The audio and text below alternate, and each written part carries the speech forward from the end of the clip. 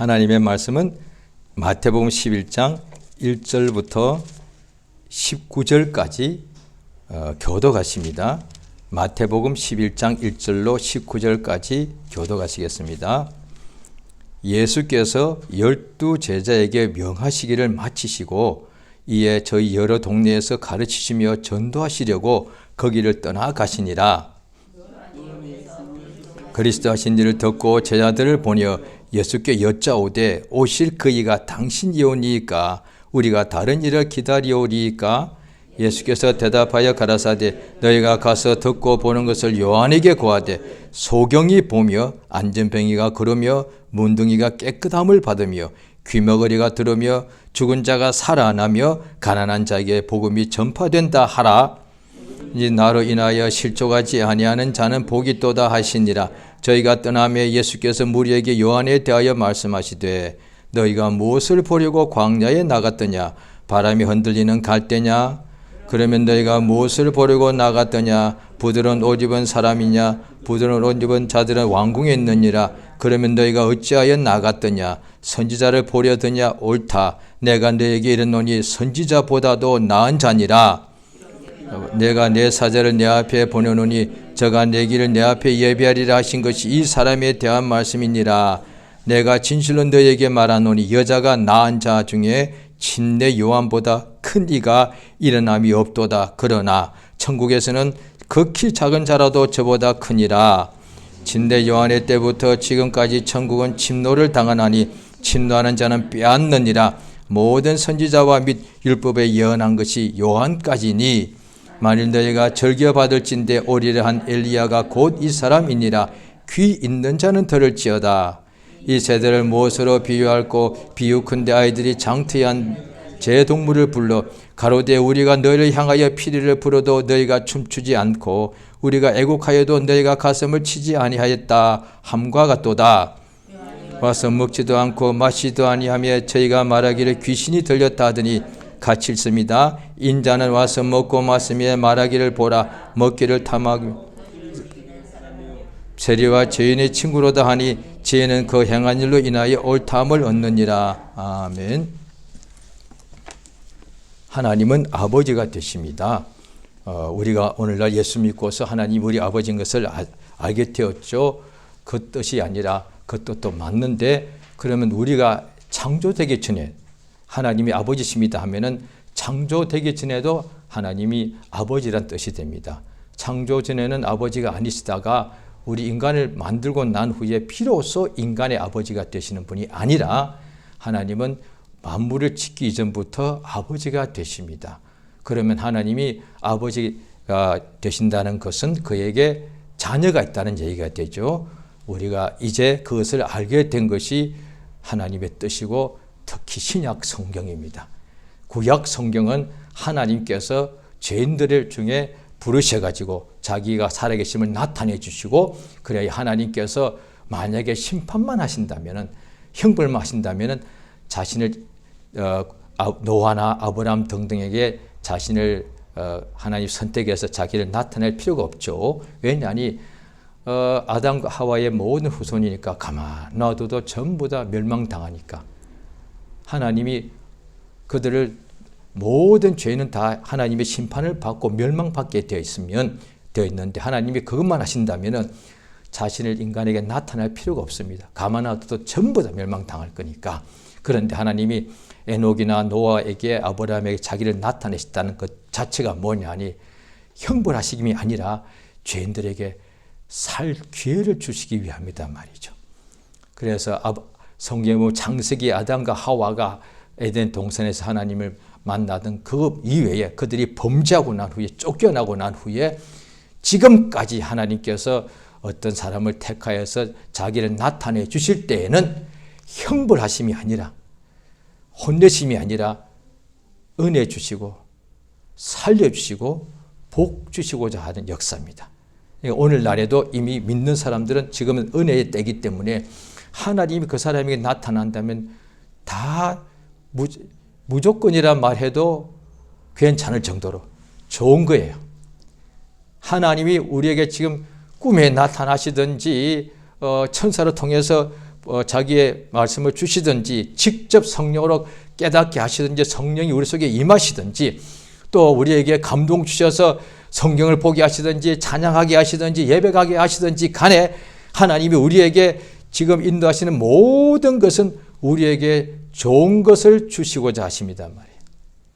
그러니까 성경에 보면은 고린도전서 12장에도 보면 하나님께서 성령을 우리에게 보내신 까닭은 우리에게 뭔가를 좋은 걸 주시려고. 요한복음 1장에도 보면은 하나님의 아들이 나타나셨는데 그걸 보니까 믿지 않는 사람은 나사렛 목수로 보였지만 똑같은 육안으로 볼 때는 나사렛 예수죠. 나사렛 목수죠. 그런데 믿음으로 보게 됨. 그러다가 성경에 영안이란 말은 정확하게 나와 있지 않습니다. 그런데 믿음으로 보다는 표현은 나와 있습니다.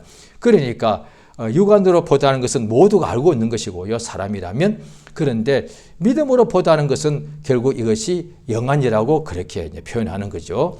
그러니까 예수님을 똑같이 공생애 때 보았는데 그런데 믿지 않는 바리새파 사람이라 이런 사람은 나사렛 예수고 또 나사렛 목수고 초라하고 이랬으니까 예수를 멸시하기도 하고 왜 지금도 그렇고 또 나사렛은 예루살렘에 비하면 한참 시골 사람이니까 오늘 우리도 나라마다 수도가 있지 않겠습니까? 또 지방에 가도 거기에 또 제일 큰 도시가 있게 마련 아닙니까? 그러면은 어디 시골의 중에서 또 더 산골에 있다. 나사렛 지금도 가면 산동네거든요. 굉장히 오르막입니다. 그러니까 2000년 전에 산동네니까 거기 가면은 예수님의 집이라고 거했던 집이라고 나와 있긴 하지만은 정확하지 않을 수가 있죠. 그런데 자관 2000년쯤에 전에 사람들이 거주하는 공간이라고 해놓고 그 위에다가 성당을 크게 지어놓고 성당에 들어가면은 이렇게 그 주거지가 있습니다. 나머지는 그 외에는 전부 다 이제 지금의 사람들이 다 집을 짓고 살고 있는데 그 장소만 그리 보존되어 있더란 말이죠. 제가 성지에 이스라엘 가서 여러 군데 보면서 참 은혜 받은 것이 많은데 그 중에 하나가 나사렛에 가가지고 그 성당으로 이제 들어가게 됐는데 보통 들어가면은 성당이 바닥이 참 잘 되어 있고 그 위에 위로 뭐가 쫙 있지 않습니까? 그러니까 유럽 가면 성당들이 굉장히 엄청나게 그냥 한 층인데도 높이가 5층, 10층, 5층 높이 돼서 엄청나게 높고 그 다음에 막 아름다운 뭐 문양이 되어 있고 그렇지 않습니까? 당연히 그를 자고 들어갔는데 가다 보니까 바닥에 가운데 미가 쑥 들어가더란 거예요. 거기에 밑에 지하로 좀 계단이 됐는데 거기에 들어갔더니 완전히 바위예요. 바위인데 바위 굴인데 그런데 좀 바닥도 약간 좀 팽팽하게 되어 있고 위도 좀 팽팽한데 그 사이가 이렇게 한 1m 50 정도 될까요? 제가 길을 이렇게 좀 숙이고 이렇게 들어갈 정도더란 거예요. 거기가 예수님의 집터라고 되어 있더라고요. 제가 거기 가서 놀란 것 중에 하나 그거였습니다. 동굴에서 살았더라고요. 제가 기가 막혀가지고. 당연히 생각했죠. 지금 2000년 전에 잊어버리고서 지금 2000년 전에 한국도 이렇게 했습니다. 그냥 움막 짓고 살았겠죠. 2000년 전에요.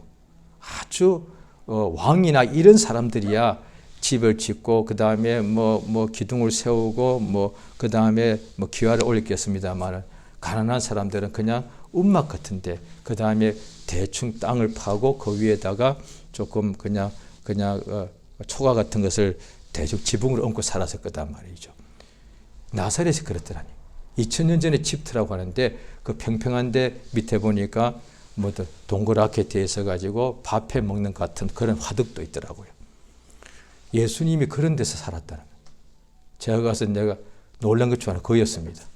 지금 기준으로 생각하셨던 거예요. 세상에 바위 동굴에서 예수님이 태어나고 그 당시에 그 나사렛 동네는 주로 산동네라서 그런 집들이 많았다는 거죠. 거기서 예수님이 살았다고 생각하니까 와 마음이 너무 충격이 왔다. 예수님이 짐승처럼 동굴에서 살았던 거예요. 2000년 전에 이스라엘이 못 사는데 남의 나라 속국인데 또 산동네니까. 하나님의 아들이 짐승처럼 동굴에서 살았더래. 그거 보는 순간에 충격이 와가지고 그 전에 광야도 봤지만은 저는 그게 너무 충격이었습니다. 예수님이 어릴 때부터 그럼 계속 30살까지 이런 데서 낮에 밖에서 일하시고 그 다음에 집에 들어가서는 이런 데 토굴 같은 데서 바위 굴에서 살았다. 아, 그게 참 마음이 힘들었습니다. 하나님의 아들이 우리 보고 지금 동굴에 살아도 살아가면은 내가 무슨 짐승이 아닌데. 그러니까 유대인들이 볼 때 예수님 보니까 그런 못 사는 동네, 시골 동네 사람으로 보였단 말이에요. 그게 외모는 실제로 그랬으니까.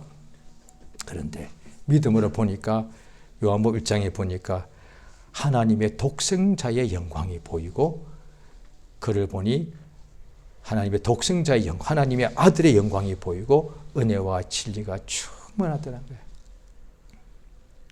그러니까 같은 장소에 같은 예수를 보는데 여러 수백 명이 봤는데 육안으로 보는 사람은 누구든지 육안이 있죠. 그런데 그냥 나사렛 목수가 보였는데 멸시할 만한 사람으로 보이고 흠모할 만한 풍채도 없었죠. 그런데 영안이 열려서 보니까 하나님의 아들로 보이더라는 거예요. 그가 복이 있다는 거예요. 그러니까 마태복음 16장에도 보면은 사람들이 나를 누구라 하니까 사람들이 그래도 예수를 상당히 높여준 거죠. 목수도 아니가 선지자 중에 하나라 합니다. 굉장히 높인 것이죠. 그런데 예수께서 너희는 나를 누구라 하느냐 물어보실 때 시몬 베드로가 주는 그리스도시고 살아계신 하나님의 아들이십니다. 이게 복이. 예수를 직접 보는데 사람인데 육안으로 볼 때 그를 하나님의 아들로 볼 수 있는 것이 이게 복이단 말이에요. 하나님의 아들인데 아닌데 하나님의 아들로 간주하는 것이 아니라 하나님의 아들인데도 영안이 없으면 그게 안 보이는 거예요. 바로 앞에 보고도 소경과 똑같은 거예요. 그러니까 바리새파 사람들이 예수를 자꾸 비판하고 무시하고 그럴 때 예수께서 그들 보고 소경이라 그랬단 말이죠. 우리가 왜 소경이냐? 예수께 이렇게 따졌거든요. 예수님이 자기 앞에 있는데 하나님의 아들인데도 자기 앞에 보고서도 전혀 못 보고 있는 거예요. 가만 계시면 그렇다 할지라도 예수께서 이 땅에서 막 일을 하시더란 거예요. 오늘 본문이 그거예요. 침례 요한이라는 사람이 이제 잡혀서 옥에 갇히고 얼마 있다가 그냥 칼로 목이 베어가지고 쟁반에다가 보통 목을 베더라도 그대로 이제 사람을 또 이렇게 장례를 치러주는데 침례 요한은 목이 베어가지고 그 목을 쟁반 위에 올려가지고 감옥에서 목 빼서 목을 쟁반 위에 올려서 왕한테 그 왕의 부인한테 이렇게 갖다 줬다니까요. 그 얼마나 흉측해요. 그 헤롯 왕의 부인이 워낙에 그게 참 그게 그랬는데 윤리적으로 아주 안 좋은 상태죠.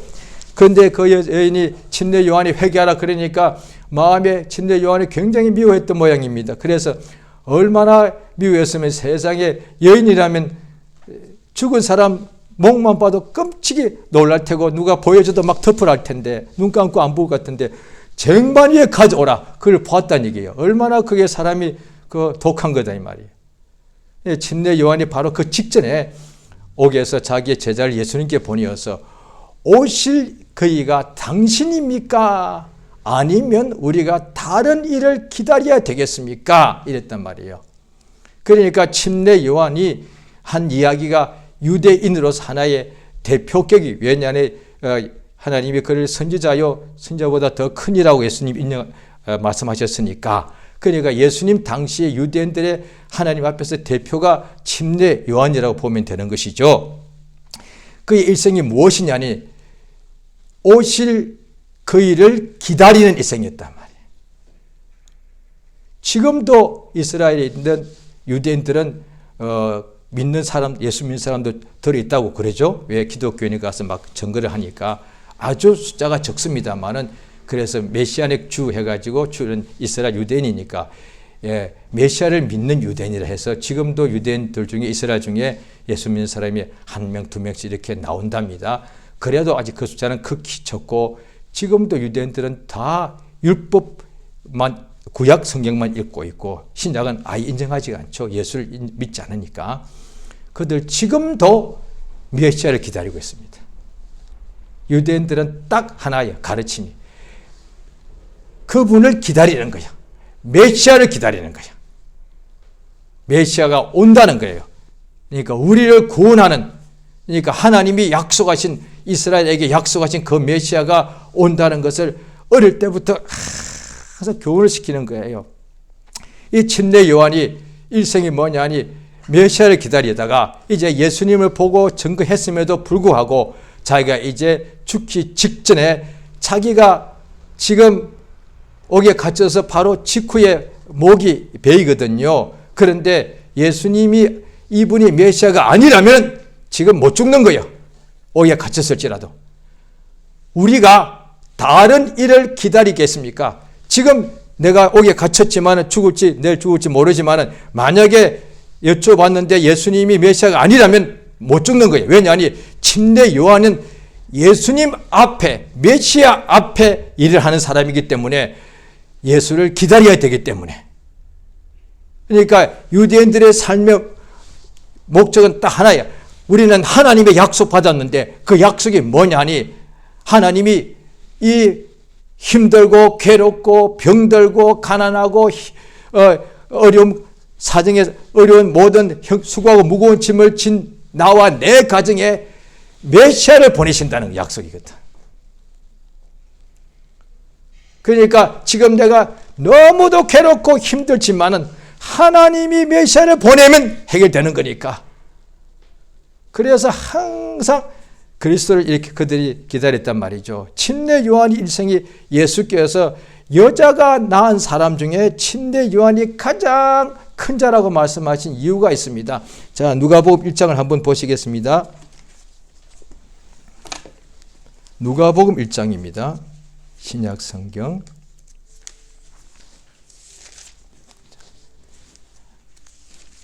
누가복음 1장 42절입니다. 41절에 보면은 마리아, 예수의 잉태한 모친 마리아가 그의 또 친족인 침례 요한을 잉태한 엘리사벳에게 가서 이렇게 인사를 했습니다. 자, 그때 이야기입니다. 42절 시작. 큰 소리로 불러 가로되 여자 중에 내가 복이 있으며 내 태중의 아이도 복이 있도다. 43절 내 주의 모친이 어찌된 일인고. 44절 보라 내 문안하는 소리가 내 귀에 들릴 때 아이가 내 복중에서 기쁨으로 뛰놀았도다. 예, 보십시오. 엘리사벳은 마리아가 이제 잉태를 한다는 천사가 가브리엘 천사가 말해주는 걸 듣고 난 후에 이 마리아가 어려서 부모님을 잃었던 모양이죠. 왜냐하면 보통 이러면 엄마한테 가잖아요. 시어머니한테 가든지 친정 엄마한테 가야 되는데 엘리사벳한테 갔다고요. 그러니까 이것을 보면은 마리아는 부모를 어릴 때 자고간 이때는 어머니가 한 게, 그러니까 이때 마리아가 나이가 많지 않았거든요. 자고간 그랬는데 엘리사벳을 찾아가더란 거예요. 갔더니 어떻게 되냐니, 자 보십시오. 내 이때에 침례 요한이 엄마 뱃속에서 지금 태어난 때 6개월 됐어요. 태어난 지 6개월짜리가 아니고 엄마 뱃속에서 지금 임신 6개월이라니까요. 그런데 임신 6개월 된 태아가 내 주의 모친이 내게 나오니 어찌된 일이고, 예수님 보고 이미 임신 6개월 된 어머니 뱃속에 있는 어린 아기가, 태중의 아이가 자기의 주인을 알아봤단 말이에요. 내 주의 모친이 내게 이렇게 나오니 이 어찌된 일인고, 그리하여 보라 내가 문안하는 소리가 내 귀에 들릴 때에 아이가 내 복중에서 기쁨으로 뛰어놀았도다. 자기의 주인을 보니까 기뻐서. 오늘날에 그거거든요. 우리가 예수를 그냥 나사렛 목수로 보면은 기쁠 거 하나도 없습니다. 그런데 그 나사렛 목수가 믿음에 보면 하나님의 아들로, 그것을 우리가 성령께서 시몬 베드로에게 예수께서 내가 복이 있도다 이를 내게 알게 한 이는 하늘에 계신 내 아버지신지라 그랬습니다. 그 같은 성경은 성경으로 다 이게 풀에 연결되어 있습니다. 고린도전서 12장 3절에도 보면은 하나님의 영으로 아니고서는 예수를 주인이라 주시라 할 수가 없다. 그러니까 하늘에 계신 아버지께서 우리 인간들로 예수를 보고서도 하나님의 아들로 알아보게 하는 것은 성령의 역사단 말이죠. 그 예수를 보는 순간에 그렇게 기쁘더란 거예요. 우리가 보십시오. 성경에 보면은 어떤 사람에게 두 아들이 있는데 작은 아들이 아버지 앞에 미리 상속분을 받아가지고 멀타고 가서 허랑방탕하여 다 잃어버리고 그 다음에 거지처럼 돼가지고 굶어 죽게 되었을 때 아버지 집으로 돌아오니까 아직 거리가 멀리 있는데도 아버지가 알아보고서 그 아들 뛰어가서 막 껴안고 울더란 거예요. 아들이 나갈 때 모습과 180도로 바뀌었을 텐데 옷도 완전히 거지고 얼굴도 완전히 뼈밖에 안 남았을 텐데도 우리가 보면은 자기 아들 아니면 그 못 알아봅니다. 오랜만에 한 10년 만에 만나면 누군지 왜 사람이 갑자기 얼굴이 너무 이렇게 말랐으면 못 알아보거든요. 그런데 그런데도 당연히 알아보고서 가서 아버지가 아들을 막 그렇게 반갑더라고요. 그래서 아버지가 그것 때문에 잔치를 베풀더란 거예요. 하나님의 아들을 만나는데 얼마나 기쁘겠냐. 유대인들은 일생 동안에 기다린 것이 뭐냐니 나의 주단 말이죠. 우리의 메시아. 그러니까 저 이스라엘 메시아 우리 한국 사람 관심 없어. 뭐 그걸 뭐 상관없죠. 그런데 그 메시아가 나의 하나님이단 말이에요. 그러니까 요한복음의 앞부분에 보면은 나다나엘이라는 사람이 예수의 제자가 친구 빌립이 예수님께로 인도하려고 그러니까 나사렛에서 무슨 선한 것이 나겠느냐 하라고 관심도 없었단 말이죠. 그런데 친구 때문에 예수 앞에 가니까 예수님께서 그가 그를 알아보시니까 말하기를 나의 하나님이십니다. 나의 임금이라고 그래요. 나의 하나님이라고 말했다는 거예요. 그 요한복음 끝쯤에 가면은 예수님이 부활하셨을 때에 도마만 아직 못 부은 거예요. 그 도마가 또 같이 있을 때 예수님이 나타나서 나를 보고 내 손과 내 손가락을 내게 넣어보고 믿으라 하실 때에 그때 도마가 말하기를 나의 주시고 나의 하나님이십니다. 예수는 나의 주가 되면 얼마나 행복하냐 말이에요. 천사가 만약 미가엘이 온답시다. 가버려요. 나의 미가엘 된다면 얼마나 왜 하늘에서 피조물 중에 제일 능력 있는 존재가 미가엘 천사니까. 그래서 미국 같은 데 보면 이름을 마이클로 많이 지었습니다. 남자애들. 예, 힘이 제일 강하다 이거죠. 그런데 그 미가엘 천사가 나만의 천사는 아니죠. 그런데 만약에 미가엘 천사가 나만의 나의 미가엘 천사가 된다면 얼마나 든든하겠습니까? 왜? 가장 강력한 권능이 내 옆에서 항상 칼을 차고서 나를 지키고 있는데 누가 나를 손을 대? 그런데 그 미가엘 천사도 만드신 하나님, 하나님의 아들 예수가 나의 주가 된다는 거예요.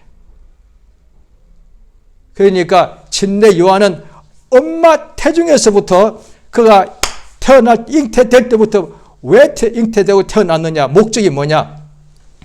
예수님을 기다리는 사람. 그래서 어릴 때부터 엄마 품을 터나서 광야로 갔다고요. 어릴 때 한창 10대, 20대 때는 부모 품에서 같이 살아야 되잖아요. 그런데 어릴 때부터 광야에 가서 그 최초의 선지자는 사무엘인데 사무엘은 엄마 한나가 아기를 배울 수 없는데 기도해서 아기를 낳고 난 후에 젖되고 난 후에 바로 제사장한테 이렇게 선지자한테 맡겨버렸거든요. 성전에. 그런데 침례 요한은 마지막 선지자라고 보면 되는데 구약 성경에 어릴 때부터 광야로 나가버린 거예요. 광야에서 옷을 어떻게 입어요? 낙타 가죽 옷을 입었고 그 다음에 메뚜기하고 석청 사람이 밥을 먹고 유대인들 빵을 먹고 이래야 되는데 메뚜기를 잡아먹고 그 다음에 바위 사이에 있는 그 꿀 그걸 먹고 그렇게 고생했다. 인간이 볼 때 인간적인 행복과 안락함은 한 가지도 없는 거 아니겠어요? 왜 그랬느냐? 예수를 메시아를 기다린 것단 말이에요. 그래서 그가 요한복음 1장에 보게 되면은 보라 세상 죄를 지고 가는 하나님의 어린 양이로다. 나도 그가 누군지 알지 못하였으나 내게 말씀하신 이가 누구든지 그 위에 성령이 임하시거들라 그가 성령으로 침례 주는 이인 줄 알라 하시기에 내가 저가 메시아요 하나님의 아들이라고 증거하였다. 이랬대. 그게 그러고 나한테 끝나고 나한테 잡힙니다. 이제 죽기 직전에 오실 이가 당신입니까? 우리가 다른 일을 기다려야 되겠습니까? 했을 때 예수께서 어떻게 대답하시는가? 본문을 보십니다. 마태복음 11장이죠. 11장 4절에 예수께서 너희가 가서 듣고 보는 것을 요한에게 말하라 하시며, 자 5절 있습니다. 시작. 소경이 보며 안전병이가 걸으며 문둥이가 깨끗함을 받으며 귀머거리가 들으며 죽은 자가 살아난 가난한 자에게 복음이 전파된다 하라. 예, 6절까지요. 누구든지 나를 인하여 실족지 아니하는 자는 복이 있도다 하시니라. 자, 소경이에게 이때 소경, 그 다음에 귀머거리, 안전병이 다 유대인이었겠죠. 하나님의 백성이단 말이에요. 하나님의 백성이라도 안전병이가 될 수가 있고, 소경이 될 수가 있고, 귀머리가 될 수 있고, 문둥이가 될 수 있다는 거예요. 그런데 그들이 원망해야 되지 않겠습니까? 왜냐하니 유대인 모두가 다 문둥이 병자가 아니었을 테니까. 왜 하필 나만 문둥병자여? 유대인들 다 눈 뜨고 다니는데 왜 나는 하나님의 백성인데 왜 나는 소경이여? 이렇게 원망하고 살 수도 있지 않았겠습니까? 그런데 예수 만나서 치료받은 사람은 원망하지 않았을 것 같아요. 유대인으로서 나는 하나님의 복받은 민족인데도 그 중에서도 나는 소경이요, 저주받은 사람이요. 나는 왜 이렇게 복 주시는 하나님의 백성인데 왜 나는 복이 없고 저주가 있단 말이에요. 그런데도 항상 하나님의 약속의 말씀을 듣고서 기다렸겠죠. 메시아가 오시면 된다. 하나님의 약속하신 분이 메시아인데 그 당시에 유대인들이 소경보다 눈뜬 사람이 얼마나 많았겠습니까? 그런데 그 눈뜬 사람이 소경만큼 메시아를 기다리지 않았다는 것을 알 수가 있는 거야. 그 당시 유대인들이 비록 400년 가까이 선자가 없었고 그 다음에 세계 강대국들의 400년 가까이 속국이 되어서 모든 것을 다 빼앗기고 있었지만은, 그래서 나라의 독립은 그들이 막 사모하고 그랬을지 모르지만은 문둥이 아닌 수많은 유대인들을 메시아를 기다린다 했지만은 문둥이는 그렇게 메시아를 기다렸단 말이에요. 우리나라가 이를테면 2000년 전에 유대인인데 소경이고 귀머거리고 안전병이고 문둥병입니다. 문둥병, 중풍병자입니다. 우리나라가 해방됐으면 좋겠어. 그것도 했겠지만은 그것도 해방되더라도 나는 여전히 문둥병자인데, 나라가 해방된다 할지라도 나는 소경인데, 그런데 메시아가 오셔서 그들은 유대인들은 성경을 항상 약속을 배워서 하니까 지금까지 해도 안 됐는데 메시아가 오면은 내게 오시면은 내 눈을 뜨게 할 수 있다는 거예요. 그래서 이 문둥이가 얼마나 예수를 기다렸기에 예수님 공생애 동안에 그렇게 예수를 잘못됐다고 틀렸다고 제사장들이 무시하고 능멸하는데도 그들은 예수 앞에 나가서 믿어서 그 자리에서 낫더란 거예요.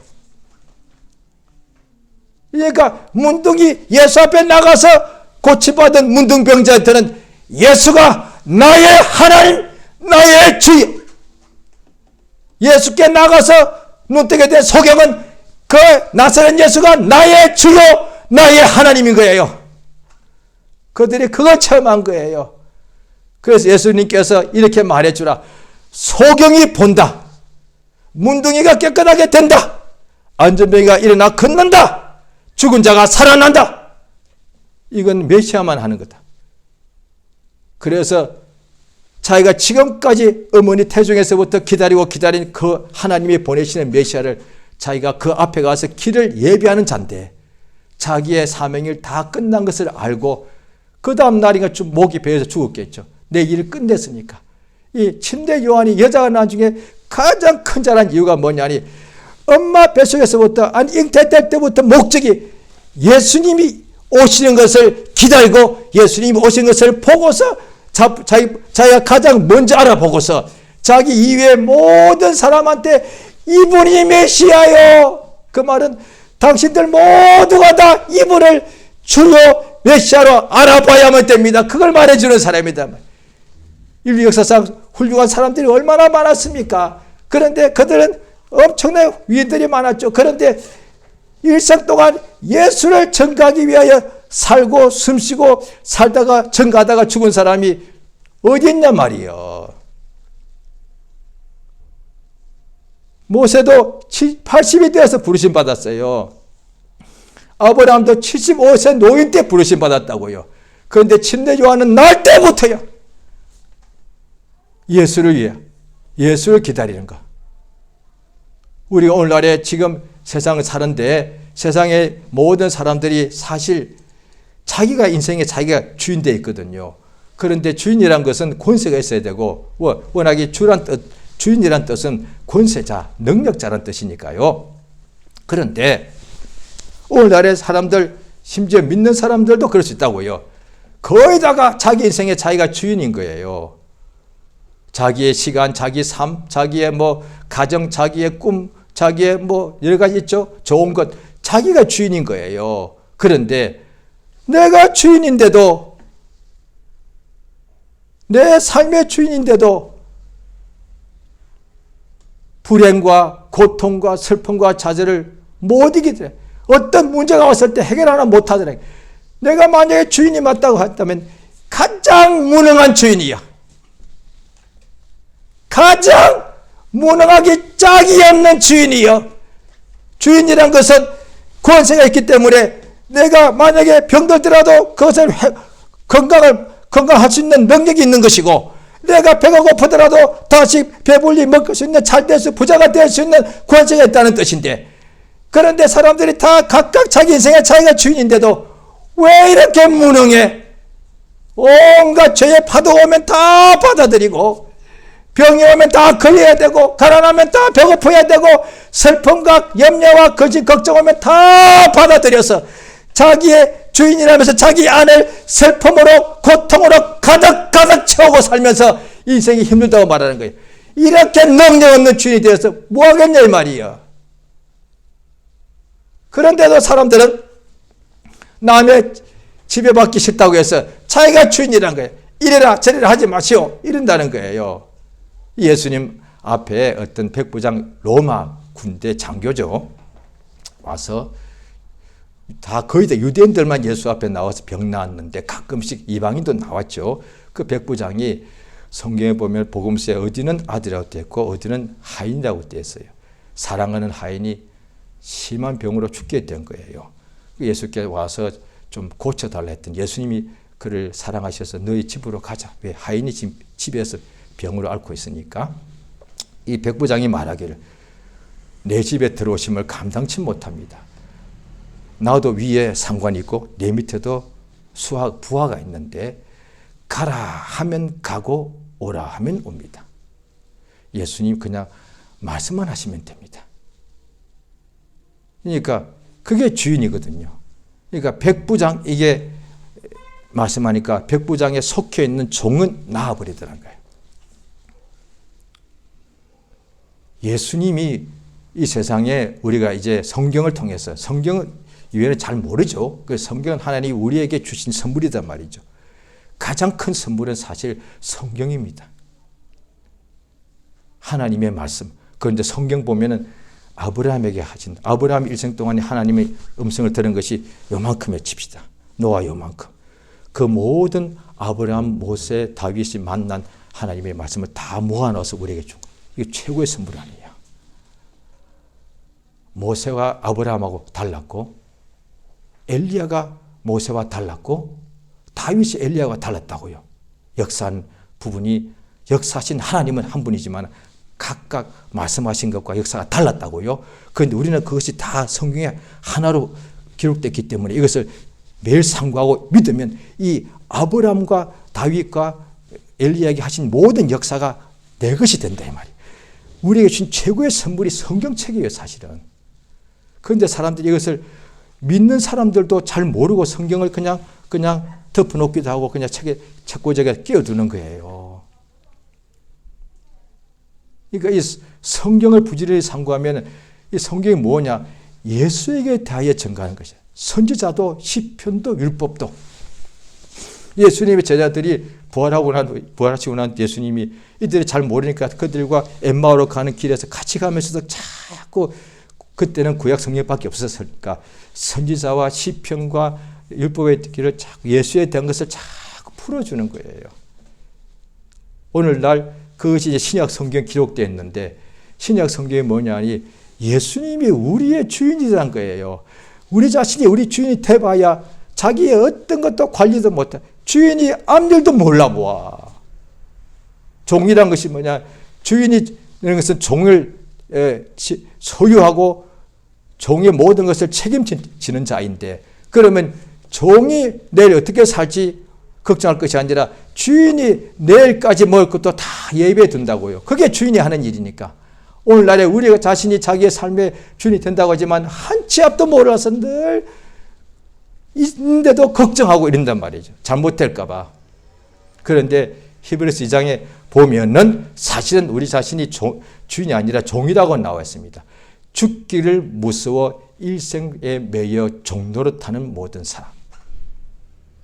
그럼 그 주인이 누구냐? 자신이 아니라 자기라고 생각하지만은 사실은 마귀라고 되어 있습니다. 하나님의 아들이 나타나신 것은 마귀를 없이 하시고, 그러니까 영적으로 보면 눈에는 안 보이니까 영적 존재니까 육안으로는 자기 자신이 주인 것 같지만 사실 이 세상에 우리 인간에게 주인이 마귀냐 아니면 예수냐. 마귀는 사실 잘못된 악한 자잖아요. 예수는 우리를 모든 악한 마귀에게서 종되었던 우리를 거기서부터 자유케 하는 분이라. 그래서 진리를 알지니 진리가 너희를 자유케 한다고 되었다고. 그러니까 바리새인들이 우리가 종된 적이 없다. 아브라함 자손이다. 이렇게 말하더라고요. 예수님께서 아브라함도 나의 때 볼 것을 사모하다가 보고서 기뻐했다. 이렇게 말했단 말이에요. 아브라함도 예수 보기를 그렇게 기뻐했단 말이죠. 자, 요한복음 8장을 보십니다.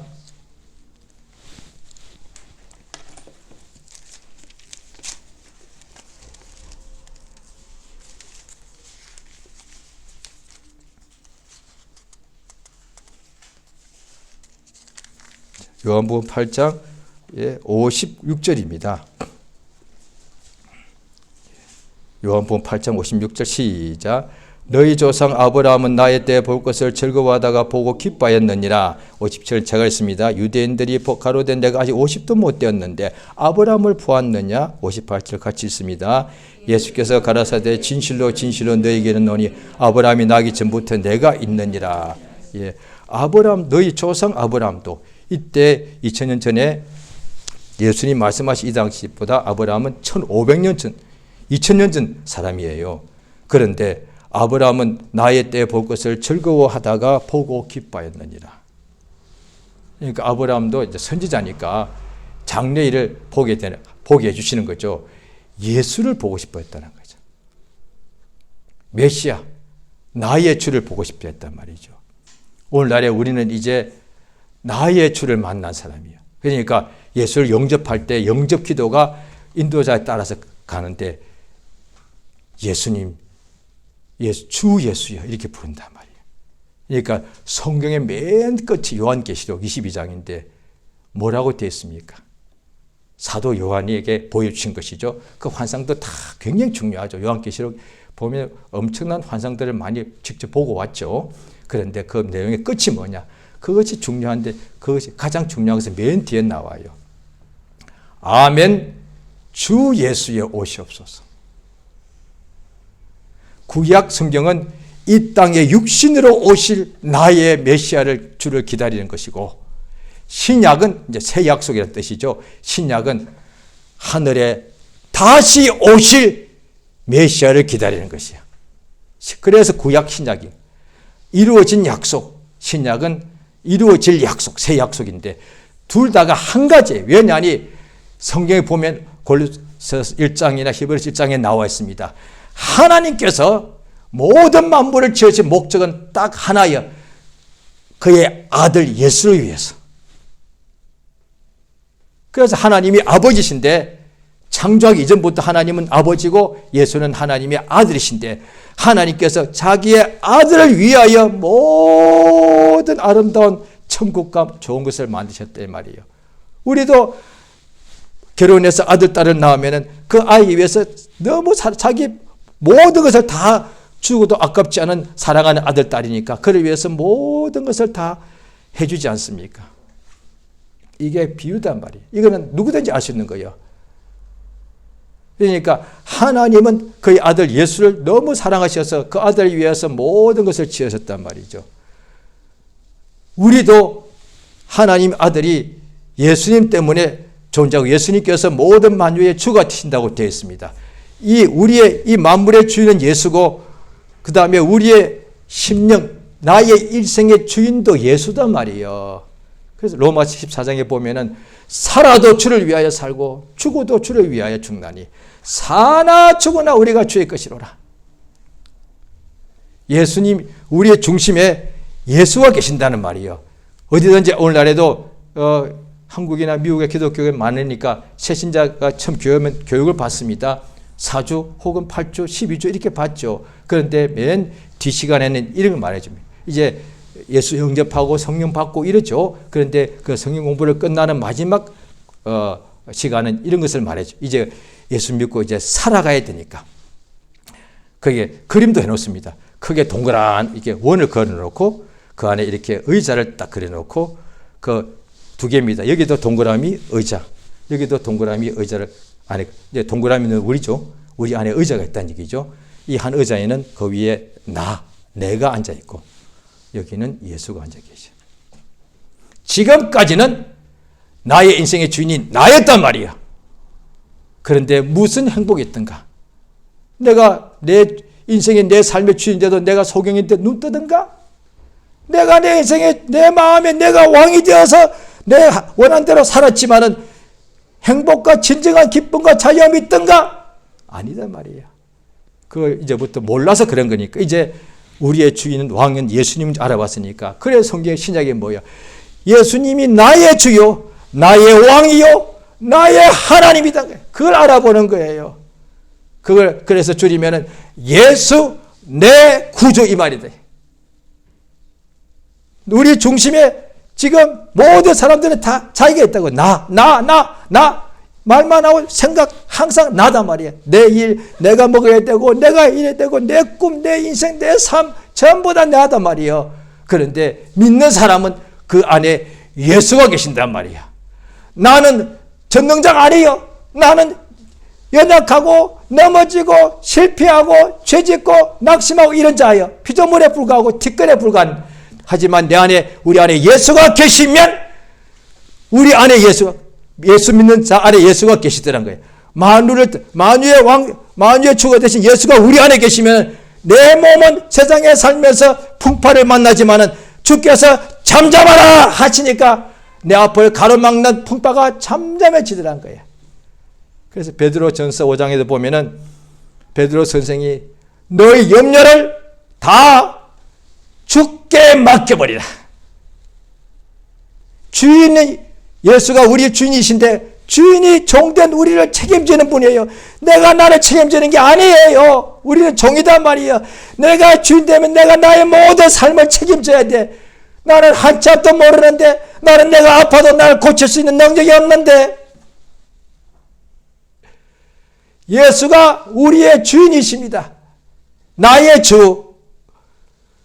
우리 모든 염려, 근심, 걱정을 이 모든 것을 주인이 책임질 거니까 내가 그의 종이니까 내가 자고 깨고 먹고 마시는 것 다 주인이 책임지는 거니까 나의 주 예수께 모든 염려를 다 맡겨버리라.